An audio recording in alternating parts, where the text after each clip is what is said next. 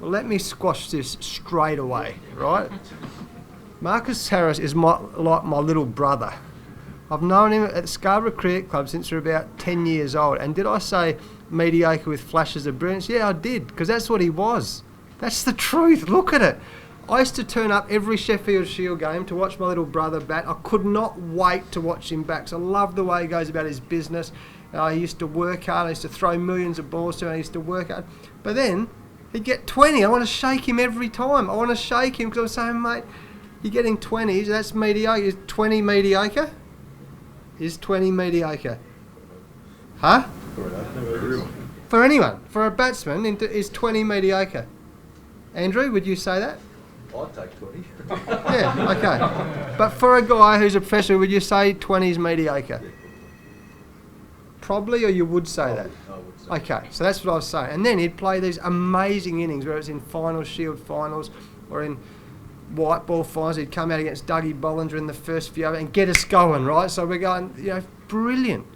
But what he's done, to his great credit, is he's become a really consistent opening batsman with flashes of brilliance. And that's what really good players do. And that's why he's been selected to play for Australia, because he's transformed himself into a young bloke who got a lot of 20s, a lot of really good 20s, and some brilliant hundreds, into a lot more consistent performances. He's had 2 very good seasons, and that's why he's been selected. So all this, I keep reading your guys' headlines about, there's a big thing about Justin Langer Marcus because he said he's mediocre. He's my little brother.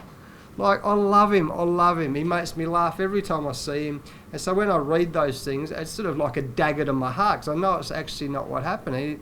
He came to Victoria for a lot of reasons, not just cricket reasons. So, I'm really happy to see him get selected. I did send him a little funny text because he's a little comedian, all we know of. Everyone knows Marcus Harris, a great little kid, great young bloke who's batting like put his name up there to be selected for Australia. So please, anyone who thinks there's something with me and Marcus Harris is absolute myth, and I hate myth.